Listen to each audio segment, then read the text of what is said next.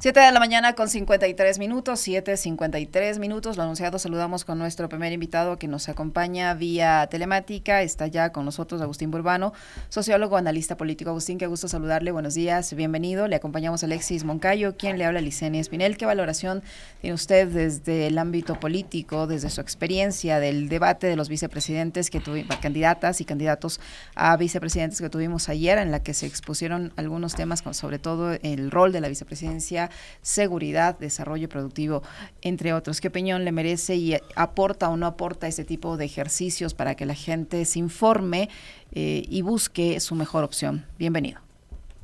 Licenia, qué gusto, gracias por la invitación. Alexis, ¿cómo están? Qué pena no haber podido estar con ustedes hoy en presencial. Me olvidé que tenía pico y placa y cuando saqué el auto me di cuenta que tenía que regresar y ya después no pude conseguir taxi, así que por eso estoy por esta vía. Qué bueno que se dio cuenta, imagínese, ¿no? La última vez que fui no me di cuenta, te cuento, y llegué de suerte.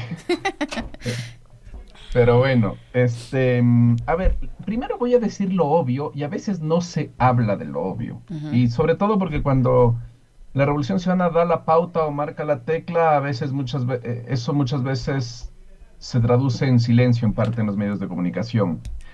Para mí lo primero que te voy a decir es que es evidente, la Revolución Ciudadana es la única organización política que puso al frente en la papeleta a una mujer.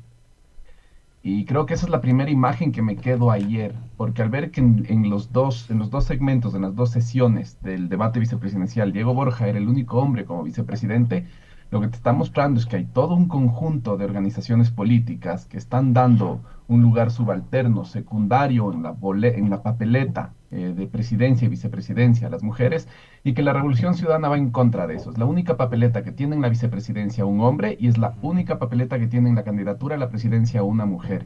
Y eso marca, para empezar, una distinción muy importante de la Revolución Ciudadana respecto de las otras organizaciones políticas en lo que a relaciones de género respecta. Entonces a mí me llama la atención porque cuando hay todos estos debates sobre relaciones de género en el sistema político, cuando la Revolución Ciudadana da la tecla y acierta en algo, generalmente eso se traduce en omisión o invisibilización, en olvido. Y eso es lo primero que quiero destacar y creo que es lo primero que me dijo la foto del día de ayer. Uh-huh. ¿Qué tal, doctor Agustín? Qué gusto saludarle, buenos días.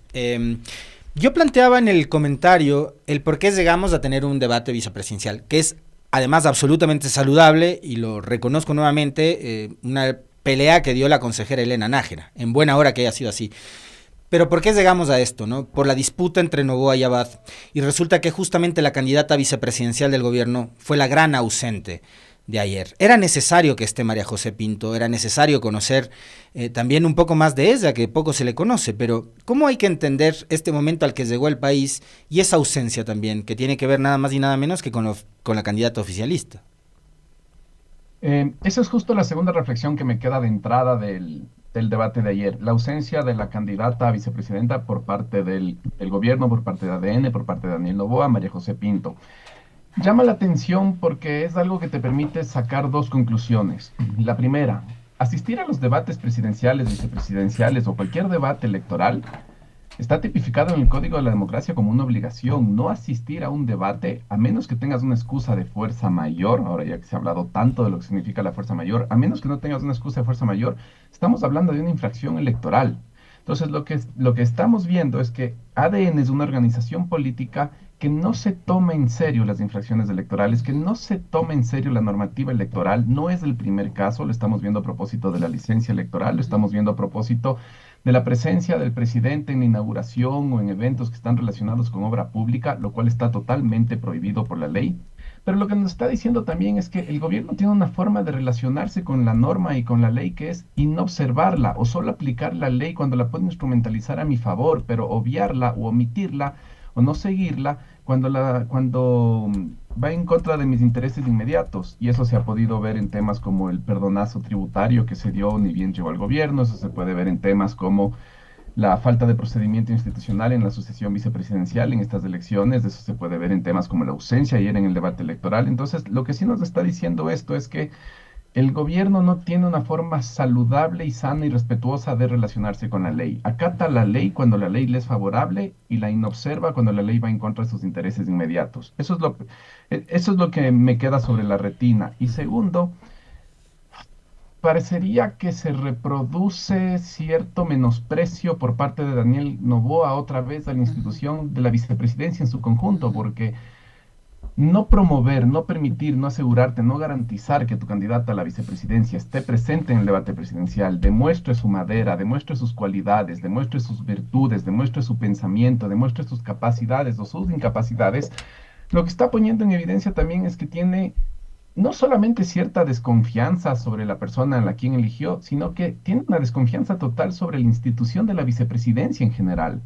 Entonces, otra vez, estamos frente a un personaje que quiere ser reelecto como presidente, pero que otra vez no acata siempre la norma porque nos damos cuenta que aunque la vicepresidencia es una institución que está legislada a nivel de la Constitución, es una institución a la cual no quiere guardar el más mínimo respeto. Esa es la segunda fotografía que me queda del debate de ayer.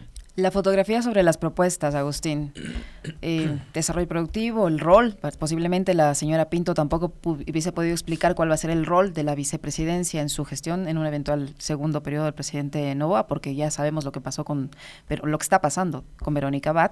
El rol de la vicepresidencia, la seguridad, el desarrollo productivo, entre otras propuestas que se escucharon ayer, algunas incluso que a algunos nos debería asustar porque van en contra de los derechos humanos, pero en fin, ¿qué le parecen las propuestas?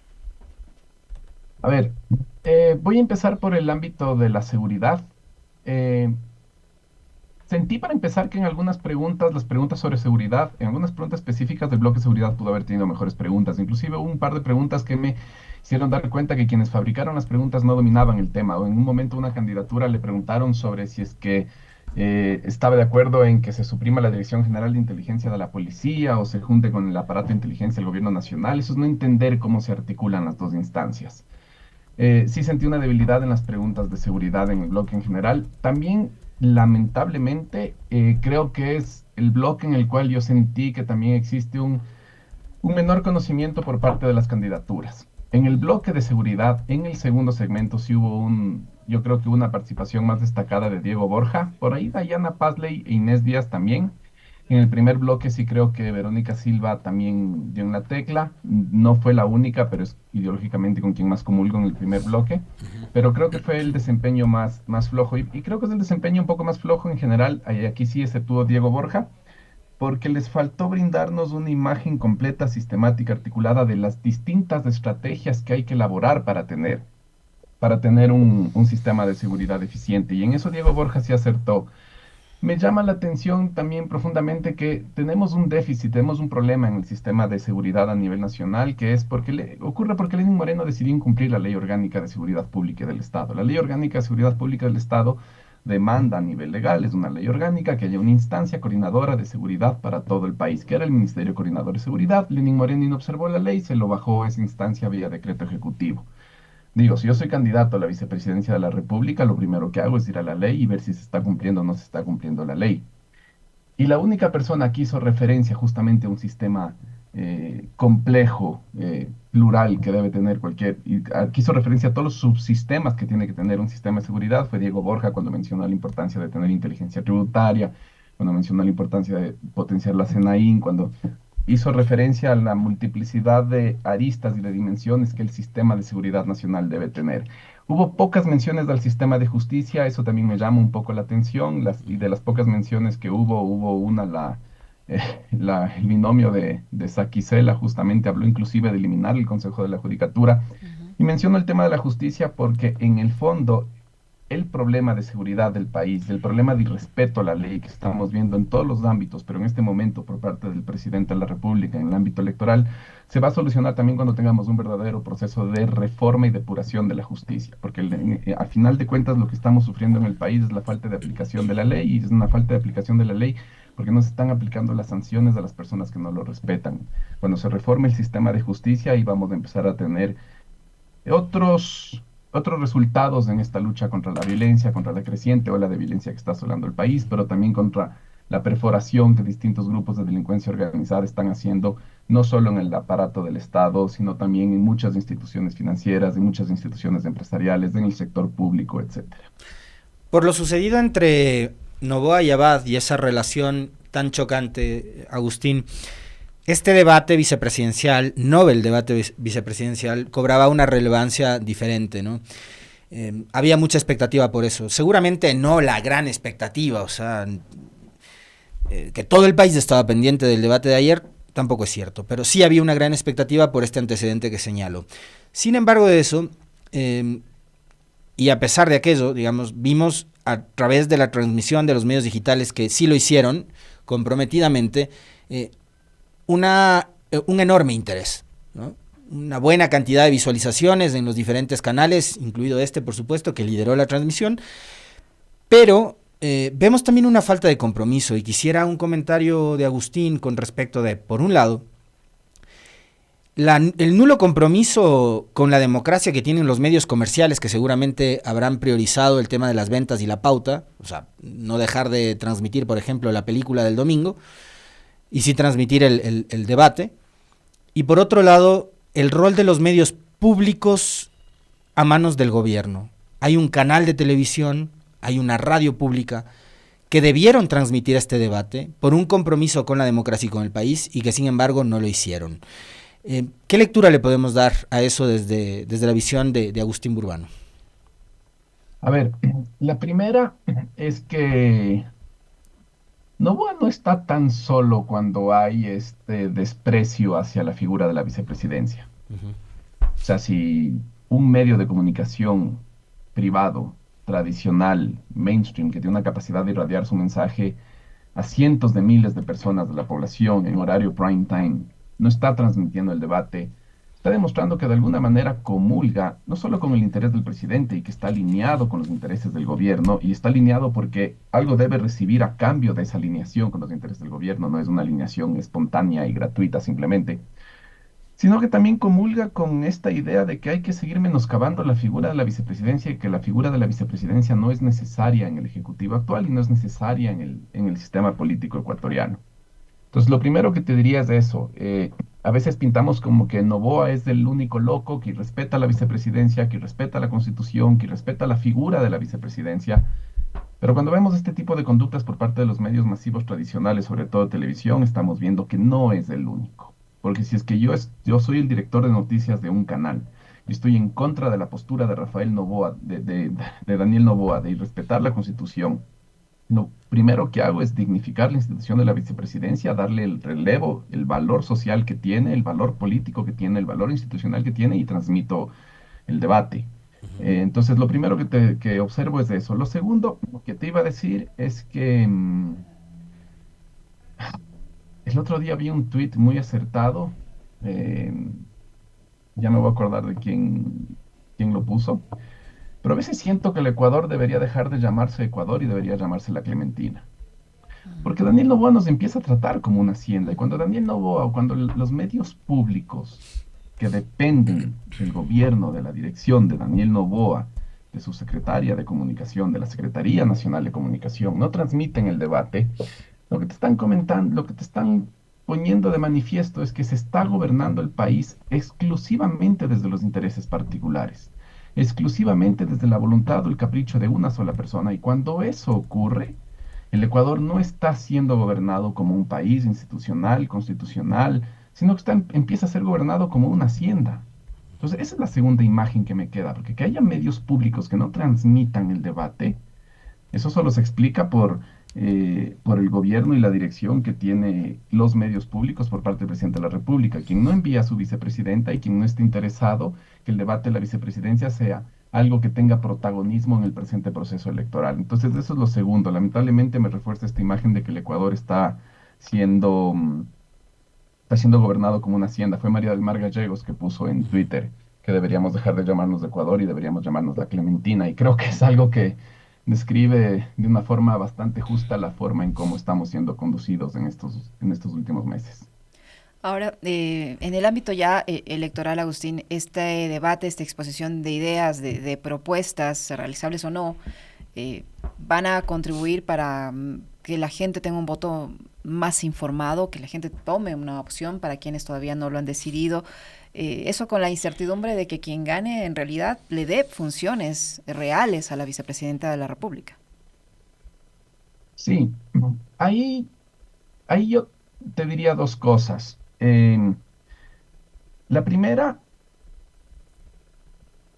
tal como se está presentando y organizando el proceso electoral, y esto es algo que puede cambiar porque, como dice Jacobo, en Ecuador planificar al sábado ya es larguísimo plazo, como lo dice Jacobo García, pero es evidente que este proceso electoral es uno de los que arranca en partida como los procesos electorales más polarizados, yo te diría, de los últimos 10 años, Ujú. de los últimos 15 años quizás. O sea, el nivel de polarización que tiene este proceso electoral es altísimo, más allá de Luisa González y de Daniel Noboa, y por ende más allá de las candidaturas a la vicepresidencia de Diego Borja y María José Pinto, las distintas figuras de la papeleta no están teniendo un real protagonismo en la conversación pública.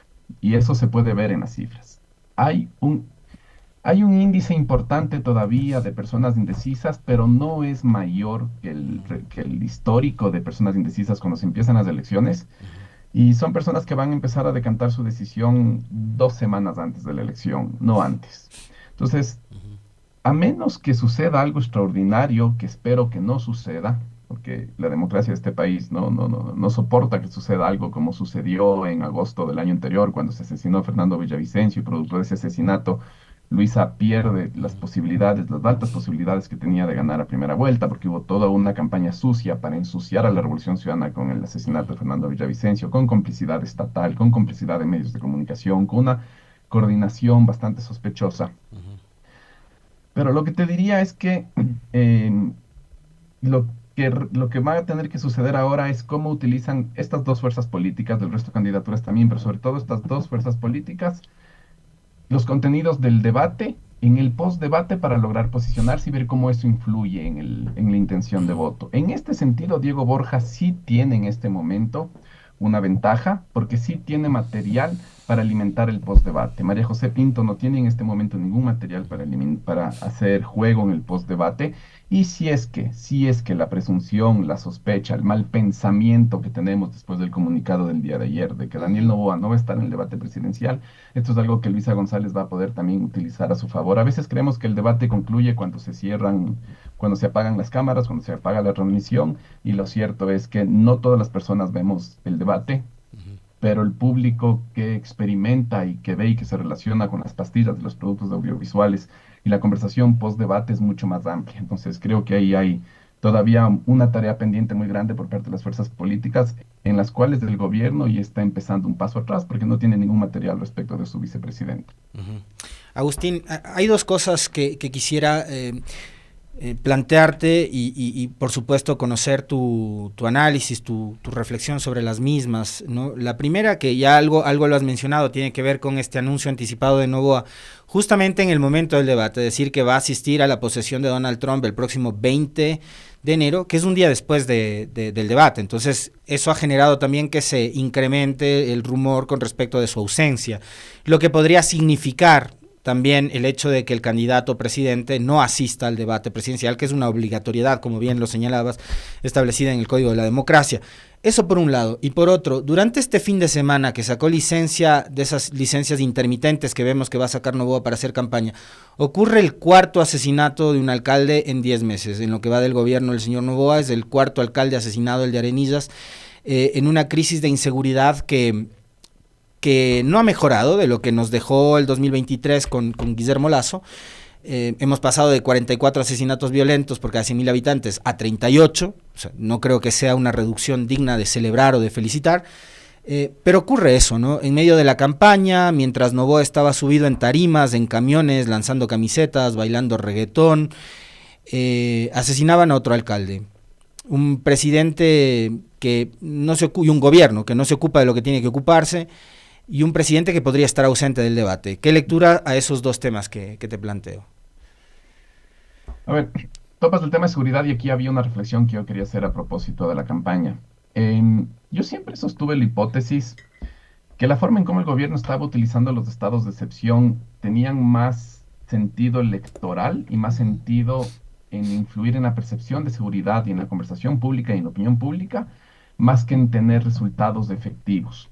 Y te lo digo porque cuando empezamos a tener los episodios de violencia de enero del año anterior y se decreta el primer gran estado de excepción y empieza a haber, ahí sí por primera vez, un resultado distinto, sobre todo de la presencia del ejército, de las Fuerzas Armadas en las cárceles, ni bien se retira y ni bien concluye el estado de excepción, ni bien también culmina este repliegue temporal que tuvieron los grupos de delincuencia organizada, lo que vemos es que se le hizo muy difícil para el gobierno sostener los resultados del estado de excepción. Los resultados del estado de excepción no fueron sostenibles por vías ordinarias, por mecanismos ordinarios del sistema de seguridad. Y lo que empezamos a ver es que el gobierno empezó a recurrir a los estados de excepción justamente para influir en la percepción de seguridad. Yo pongo un estado de excepción, pongo presencia militar y policial en las calles, la gente se siente segura porque más allá de la desaparición forzosa en manos del ejército ecuatoriano, de los 4 chicos de Malvinas y de otros chicos y niños y niñas que están siendo investigados en este momento en fiscalía, más allá de eso, para la ciudadanía en general, la presencia del bloque de seguridad es experimentada como un bien de salvación, es experimentada como un aliciente o un paréntesis o un periodo de tranquilidad. Así se experimenta, así se siente. Y lo que eso nos tiene que invitar a pensar es que no es inocente que hayamos entrado a un periodo electoral nuevamente con un estado de excepción. Cuando tenemos ahorita un despliegue del bloque de seguridad, cada vez que hay un militar o un policía en las calles como parte del bloque de seguridad, es campaña política indirecta en favor de Daniel Noboa, porque la población sabe que el bloque de seguridad y el estado de excepción responde al presidente y si salen los militares a las calles en medio de este contexto de inseguridad que estamos experimentando, como pasó en este fin de semana, como ha pasado en Manta, como ha pasado en Durán, como pasó en Arenillas, cuando esto nos ocurre y tú sacas a los militares a la calle, cada vez que un militar está ahí presente, lo que está haciendo es que indirectamente está enviando un mensaje a la población favorable a Daniel Noboa, porque la gente va a sentir a través de las Fuerzas Armadas que está siendo relativamente cuidada por el presidente. Entonces, eso es lo primero que te quería decir. Veo que en el tema de seguridad hay más un interés de incidir en la percepción de seguridad que de realmente tener medidas efectivas que tengan resultados concretos. Y eso me molesta porque eso es lo que explica por qué el problema de seguridad persiste, porque las decisiones que se toman no logran efectos sostenibles a lo largo del tiempo y por qué no logramos, por qué no empezamos a hacer algo distinto que tenga de verdad resultados efectivos. Porque, a ver, a propósito de esto, Agustín, el problema es que hay una sociedad y una población que cree justamente en ese estado de propaganda, que seguramente no siente lo que pasó con los 4 niños de las Malvinas. O sea, estamos esperando que nos pase a cada uno de nosotros eso para reaccionar y saber que no hay precisamente un plan Fénix y un plan exitoso de seguridad. O sea, estamos esperando que toque la inseguridad a la puerta de nuestra casa para empezar a reflexionar y a reaccionar. Y yo sigo preguntándome lo mismo, o sea, ¿qué está pasando en este país después de lo de los 4 niños de las Malvinas, de lo sucedido este fin de semana con el 4.º alcalde asesinado en 10 meses durante el gobierno de Noboa, con una masacre más de las tantas ocurridas ahora en Manta, y con un candidato presidencial que está con una intención de voto del 30%? Entonces, algo pasa con la gente. Y claro, tampoco, digamos, dejo de pensar en lo que mencionaba hace un momento Agustín. Noboa no está solo. O sea, hay un gran aparato empresarial, político, mediático, que sostiene justamente este gobierno, que va más allá de la pauta publicitaria millonaria del gobierno en redes sociales y en los medios tradicionales de comunicación. El tema es, eso le va a aguantar, y claro, queda poco tiempo, ¿no? 3 semanas de campaña. El tema es, eso le va a aguantar de aquí hasta la segunda vuelta a Noboa, que es cuando mucha gente dice, ahí es donde verdaderamente va a empezar la campaña electoral, Agustín. Esta frase de Noboa no está solo es lo que nos permite diseccionar de cómo se está fabricando este estado y esta persistente situación de sufrimiento nacional en la cual estamos inmersos todas y todos. Cuando decimos Noboa no está solo, sí, estamos hablando de que está siendo upado y está siendo apoyado primero por medios de comunicación que están ganando dinero a través de la pauta gubernamental, primero, y que se adscriben de una forma grotesca al discurso oficial. Estamos hablando de periodistas que reciben retribuciones económicas mensuales, hicieron públicos algunos de los valores de los periodistas y vemos cómo los periodistas lavan la cara y vemos cómo los periodistas justifican cualquier violación normativa o constitucional del presidente de la República en sus medios de comunicación tradicionales o alternativos. Pero cuando hablamos que Noboa no está solo, también estamos hablando de un sistema empresarial que no tenemos que decir que es todo el sistema empresarial, pero donde sí hay empresas y donde sí hay holdings, hay grandes grupos económicos que se han beneficiado de del perdonazo tributario de Daniel Noboa. Daniel Noboa no está solo. Si hablamos de un sistema financiero que en medio de un contexto de recesión económica, en medio de un contexto de decrecimiento, de decrecimiento de la economía del país, están haciendo más dinero y están ganando, tienen una mayor rentabilidad que el año anterior. ¿Cómo puede ser que hay un sistema financiero que en medio de una crisis económica está haciendo más dinero? Entonces, lo que sí estamos viendo es que hay un sector muy importante, las élites de este país, que están beneficiándose de lo que le está pasando al Ecuador, que están beneficiándose de que se lave dinero del narcotráfico, de las economías clandestinas en el sistema financiero, y todos públicamente estamos diciendo, estamos en contra del narcotráfico, estamos en contra del narcotráfico, pero nadie quiere implementar las medidas del Gafi para limpiar el sistema financiero. No tenemos que inventar lo que se tiene que hacer, solo tenemos que aplicar lo que ya se sabe que funciona, y ni siquiera eso lo hacemos. Tenemos un conjunto de élites políticas y económicas del país que saben que tenemos la justicia perforada por el crimen organizado, pero no quieren hacer nada porque ese sistema de justicia es el que sirve para perseguir a la revolución ciudadana, y su prioridad en este país no es que haya un sistema de justicia eficiente y probo, no es que exista un sistema de justicia que aplique la ley y que aplique las consecuencias de respetar la ley a las personas y a las personas jurídicas y a las personas naturales que no la cumplen. Lo que quieren es que haya un sistema de justicia que les garantice que la revolución ciudadana no va a volver al poder. Y ya no Entonces, solo a la Revolución Ciudadana, Agustín. Fíjate, a propósito de lo que sucedió la semana anterior con el secretario general de la Asamblea Nacional, es que la persecución ahora ya está golpeando la puerta de otros partidos políticos que antes aplaudían la persecución a la ARC. O sea, Alejandro Muñoz no tiene nada que ver con la Revolución Ciudadana y enfrenta hoy una demanda penal de parte del gobierno. sí, y Jan Topic no tiene nada que ver y Así se lo es. bajaron de la papeleta para que no le compita al presidente. Pero a lo que voy es que cuando decimos Noboa no está solo, es que tenemos que entender quiénes están respaldando a Noboa y están ganando con la presencia de Noboa, y ganan económica y políticamente con lo que Noboa está haciendo. Y ahí hay muchos sectores de la sociedad civil que están implicados y implicadas. Y es ahí también donde tenemos que empezar a poner el ojo, porque si no pensamos que Noboa es un tipo que está solito, omnipoderoso, que hace lo que le da la gana y que por una virtud mágica o por poderes mágicos hace lo que quiere. Y lo que en Pero no realidad solo tenemos la que empezar a... sociedad, Agustín, no solo la sociedad. En ese punto yo creo que también las autoridades de control, o que en teoría están para Las controlar, autoridades de porque control. se ve que se cometen una serie de infracciones, una serie de violaciones a la ley, a la norma, a la constitución, a la norma, en las narices de las autoridades, pues, sí, y no ha pasado absolutamente nada. Yesenia, y no solo las autoridades de control, sino la fuerza pública. Es decir, en un sistema constitucional, en un Estado de Derecho, el lugar donde se tienen que resolver en última instancia, el lugar que Hannah Arendt llama el absoluto, el lugar donde se resuelven las disputas políticas que son irresolubles de otra vía, que tiene que ser la Corte Nacional de Justicia, que tiene que ser la Corte Constitucional, no están operando como tal. Y cuando tenemos un problema de sucesión vicepresidencial, quienes terminan determinando qué es lo que se va a hacer y no se va a hacer son las Fuerzas Armadas a través de un pronunciamiento. Entonces, lo que estamos hablando es que hay instituciones de organizaciones de la sociedad civil, medios de comunicación, bancos, empresas, que están ganando de este sufrimiento nacional, que este sufrimiento nacional se explica porque hay sectores de la sociedad civil que lo están reproduciendo, que lo están apoyando, que están legitimando esta situación de sufrimiento, pero que también lamentablemente hay entidades de control, como tú dices, y también hay espacios de la fuerza pública que lo están apoyando. Entonces, sí es importante empezar a, a desglosar este Noboa no está solo, porque si no parecería que Noboa es el único malo, es el único abusivo del poder, es el único autoritario, es el único que no que irrespeta la ley, pero cuando empezamos a diseccionar eso, o vemos que Noboa es el único que no está tomando medidas efectivas contra el crimen organizado, pero cuando empezamos a abrir eso que hay adentro, vamos a ver que hay toda una set de apoyos de muchas de las élites de este país que lo hace por interés económico, y en otra parte que lo hace porque tiene un terror a dejar de gobernar este país, y que tiene en la retina de su memoria la Revolución Ciudadana como una experiencia política en la cual el Estado dejó de ser su hacienda, en la cual no pudieron cumplir sus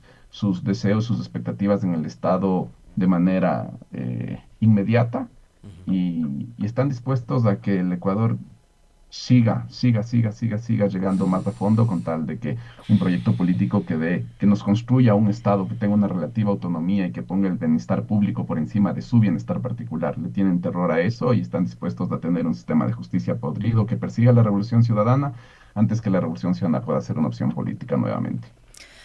Muchísimas gracias, Agustín, muy gentil por acompañarnos siempre y conversar de estos temas con nosotros, muy amable. Gracias, Agustín. Yesenia, Alexis, un gusto. Vamos a tener Hasta en luego. cuenta no invitarte nunca más los lunes. Me parece adecuado, me parece lo mejor. Gracias, Agustín. Un A abrazo. a comer habitas.